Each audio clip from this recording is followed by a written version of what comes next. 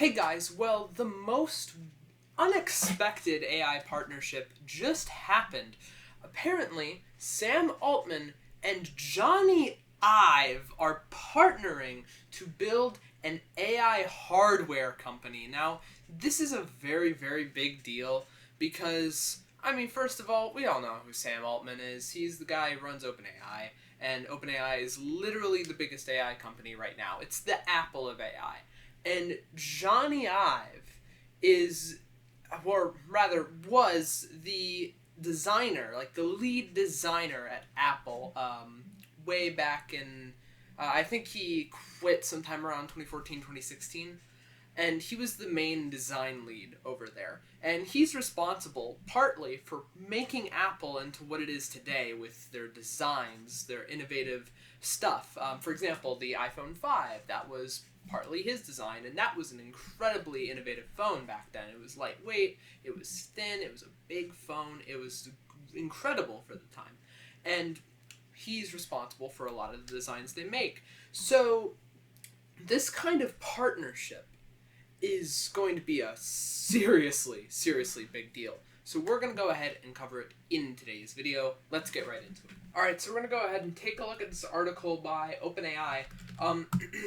I do want to say real quick, I'm not going to lie, I don't really know why they chose to make it look like this, because it kind of looks like an obituary, but we'll ignore that and we'll just go on and read this. Sam and Jony introduce I.O.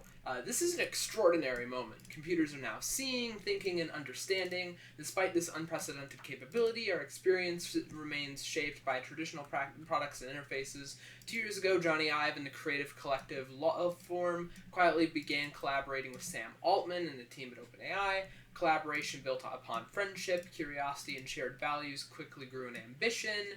These ideas seemed important and useful. They were optimistic and hopeful. They were inspiring. They made everyone smile, yada yada. And basically, long story short, it became clear our ambitions to develop, engineer, and manufacture a new family of products demanded an entirely new company. And so, 1 year ago, Jony founded I.O. with Scott Cannon, Evans Hankey, and some name I'm not going to pronounce because I'm going to butcher it. We gathered together the best hardware and software engineers, the best technologists, physicists, scientists, researchers, and experts in product development and manufacturing. Many of us have worked closely for decades. The I.O. team, focused on developing products that inspire, empower, and enable, will now merge with OpenAI to work more intimately with the research, engineering, and product teams in San Francisco. So basically, long story short, they're merging together this AI hardware company with some of the most brilliant minds behind it, is merging with the biggest and currently most successful AI company out there right now. This is an incredibly big deal. This is going to prop up OpenAI quite literally as the Apple of AI, which is kind of funny because Apple is in the AI game, but that's a whole other story. Frankly, I think this is a big deal. I wasn't expecting it. I don't think anybody could have been expecting it. And it's really cool. This sets up a really interesting precedent for OpenAI because it's starting to mean that they're going to get into the AI hardware game. And admittedly, the AI hardware game has been quite a rocky road. Hardware involving AI has never really taken off. Maybe, aside from like AI, like humanoid robots, even then those aren't fully GA, general availability, ready for market yet. But a lot of AI hardware hasn't really been successful by any real metric. For example, the Rabbit R1, that didn't really succeed at all. So it kind of makes me wonder what they're going to be doing here.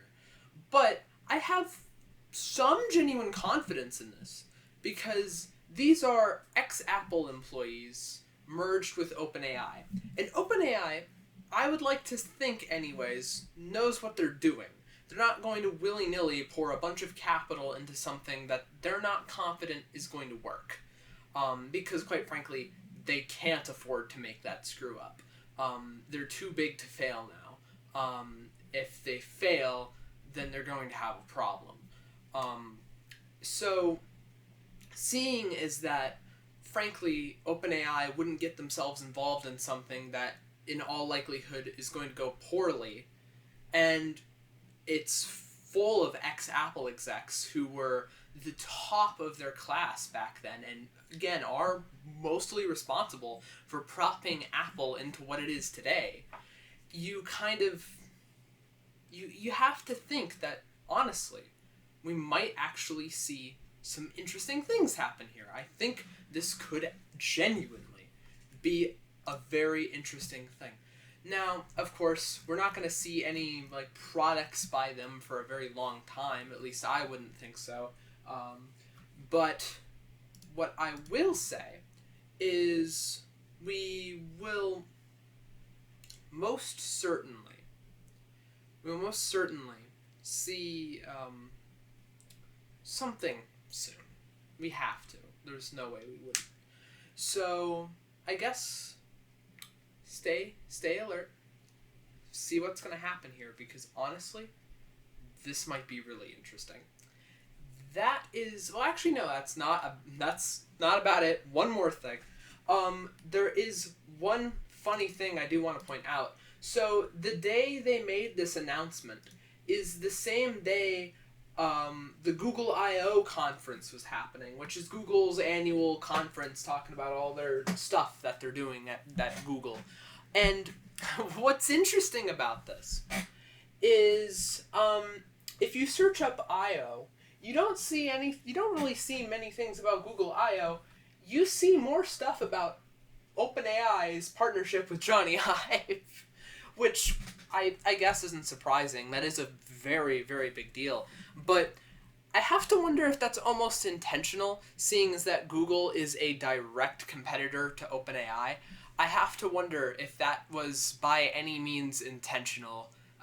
I think it might have been, and honestly, that is really, really clever on their part.